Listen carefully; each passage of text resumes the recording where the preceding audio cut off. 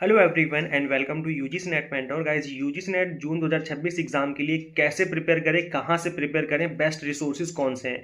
तो ये एक ऐसा क्वेश्चन है जो कि काफ़ी सारे एस्पिरेंट्स के माइंड में चल रहा होगा। तो गाइस देखो, आज की इस वीडियो में मैं आपको ऑनेस्ट एडवाइस देने वाला हूँ। बेस्ट रिसोर्स क्या रहेंगे, किस तरीके से स्टडी करें कि हमारा एग्जाम क्रैक हो जाए, आपको बार बार एग्जाम ना देना पड़े। तो गाइस देखिए, आप सभी लोग इस टाइम पर ग्रेजुएट हैं और या तो आप लोग पोस्ट ग्रेजुएशन कर रहे हैं, परसुइंग है, या ऑलरेडी पीजी पास आउट है इस टाइम पर। तो गाइस देखो, मैं आपको एक बार याद दिला दूं, वैसे तो आप सभी को पता ही होगा, बट आपको बस एक छोटा सा रिमाइंड करा दूं कि जो भी पेपर 2 में आपसे पूछा जाता है वो आपके ग्रेजुएशन या पोस्ट ग्रेजुएशन के ही टॉपिक्स होते हैं, वहीं से क्वेश्चन बनते हैं आपके एग्जाम में। तो अगर आपके पास ग्रेजुएशन या पोस्ट ग्रेजुएशन की बुक्स रखी हुई हैं, आपने संभाल के रखी हुई हैं और आपने अच्छे से पढ़ाई करी थी, आपने ग्रेजुएशन में बहुत अच्छे से पढ़ाई करी थी, आपने पोस्ट ग्रेजुएशन में अच्छे से पढ़ाई करी थी, आपके पास बुक्स भी रखी हुई हैं, तो सबसे बेस्ट है, उससे बेस्ट कुछ भी नहीं है। मैं सच बता रहा हूँ। अगर आपने उन बुक्स को अच्छे से रिवाइज कर लिया ना, तो आप पेपर 2 में बहुत अच्छा स्कोर कर लेंगे। और इसके अलावा आपको पीवाईक्यूज की प्रैक्टिस और करनी पड़ेगी, तो इससे आपको रिसेंट ट्रेंड भी पता चल जाएगा। लेकिन ये चीज़ तभी पॉसिबल है जब आपने ग्रेजुएशन और पोस्ट ग्रेजुएशन में अच्छे से स्टडी करी हो, तभी पॉसिबल है। अब अगर आप 40%, 50% या 60% लेके पास हो रहे हैं और आप ये एक्सपेक्ट कर रहे हैं कि अब आप 2-4-6 महीने पढ़ के आपका जेआरएफ क्वालिफाई हो जाएगा, तो फिर तो चीज़ें मुश्किल है ना। ये तो जेन्युइन एडवाइस होगी जो मैं बता रहा हूँ आपको।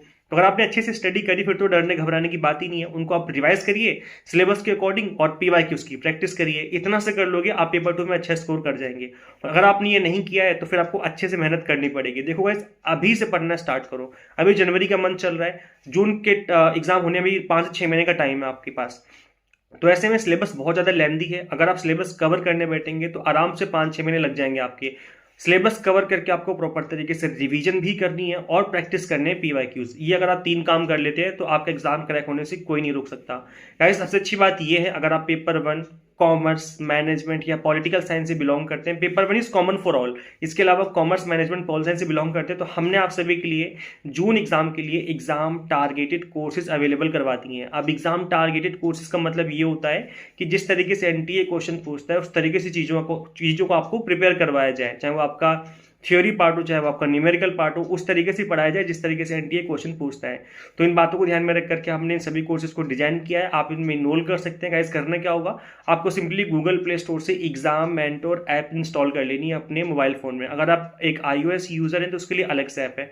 तो मैं इसी वीडियो के कमेंट सेक्शन में ऐप का नेम पिन कर दूंगा, उसको पढ़ के जो अपनी प्रिपरेशन है इस ऐप को इंस्टॉल करके आप स्टार्ट कर सकते हैं। इतनी फीस है कि नॉमिनल सी फीस है कि कोई भी अफोर्ड कर सकता है, ऐसी फीस नहीं कि कोई अफोर्ड ना कर पाए। तो फीस भी हमने बहुत नॉमिनल रखी हुई है। चैनल को सब्सक्राइब कर लीजिए इसी तरह के अपडेट पाने के लिए। मिलते हैं फिर नेक्स्ट वीडियो में। Thank you.